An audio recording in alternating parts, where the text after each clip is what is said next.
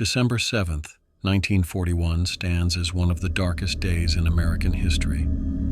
The Japanese Empire, looking to expand their control in the Pacific and seeing the U.S. Pacific Fleet as a threat to their ambitions, devised a plan. A surprise attack that would knock the Americans out of the war before they even had a chance to join it.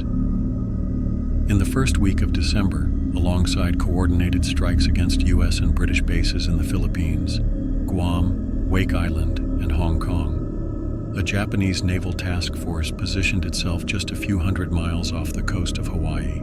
6 Japanese aircraft carriers and dozens of support ships, transporting 353 fighters, dive and torpedo bombers. The planes took off just before sunup on the 7th, flying toward the island of Oahu. It was a beautiful Sunday morning. Church bells were ringing. Some sailors were either sleeping in or nursing their hangovers. And then the plane started flying over. Most people thought it was just part of some kind of drill. It wasn't until the explosion started that they realized this was no exercise. The Japanese attack would last for an hour and a half. In that time, the damage they caused was devastating. All 8 of the battleships moored along Ford Island were badly damaged after being struck by 9 consecutive torpedoes. The USS Oklahoma had completely capsized, trapping hundreds of sailors and Marines inside the hull. The USS Arizona had been sunk with 1,177 of its crew being killed when the ship exploded. For days after the attack, frantic banging of trapped men could be heard from within the wrecks. The noises themselves traumatized the men hearing them on the outside because they could only listen, unable to cut through the thick steel bottom and rescue them. The rest of the island hadn't been spared either. Hundreds more military personnel had been killed. Every major airfield had been hit, most of the aircraft being destroyed or severely damaged before their pilots could get them off the ground. The Americans, meanwhile, had only managed to shoot down 29 of the attacking Japanese aircraft. The American defeat was hard to stomach. 2.43 people had been killed or would later die from starvation or suffocation inside the upturned ships. With such a massive and sudden loss of life, as with other battlegrounds, perhaps that is why even till today, the island of Oahu, and no less Pearl Harbor, is no stranger to paranormal activity. Music.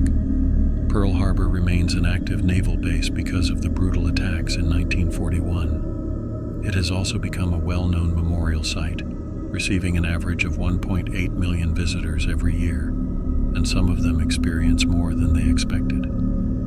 Out of all the museums and historic World War II buildings on site, the USS Arizona Memorial is one that stands out. The battleship is sitting on the harbor floor, a corroded and metal husk of its former self visible just below the surface of the water.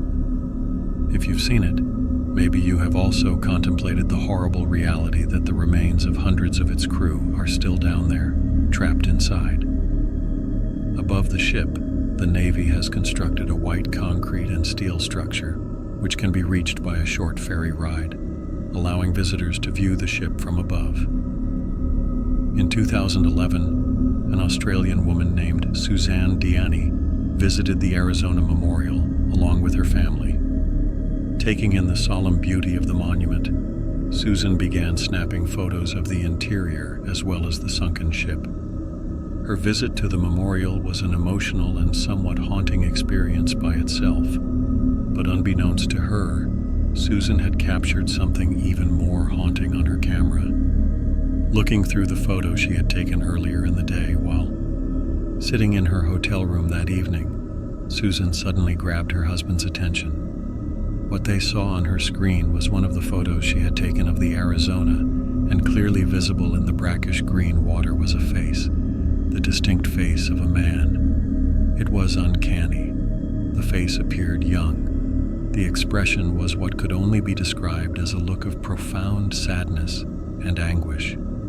After sharing the photo with her family, it was then posted online before going viral. The photo then made headlines all over the world, as is the case with all things paranormal that are ever taken seriously by reputable media outlets, the photo received both approval and skepticism. Could the face have been one more instance of pareidolia?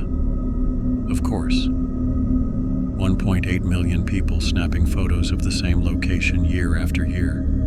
It's bound to happen. A ripple of water just forms in such a way, the light reflecting off of it at just the right moment. In a previous episode about strange things seen on submarines, one submariner said his sub was docked in Pearl Harbor. His chief came screaming up to their compartment, saying he'd just seen a man in an outdated naval uniform walk past him. He tried to question him, and then watched the man walk right through the hull of the ship. He may not have grabbed a photo of the man's face, but we could hardly say that his experience was pareidolia.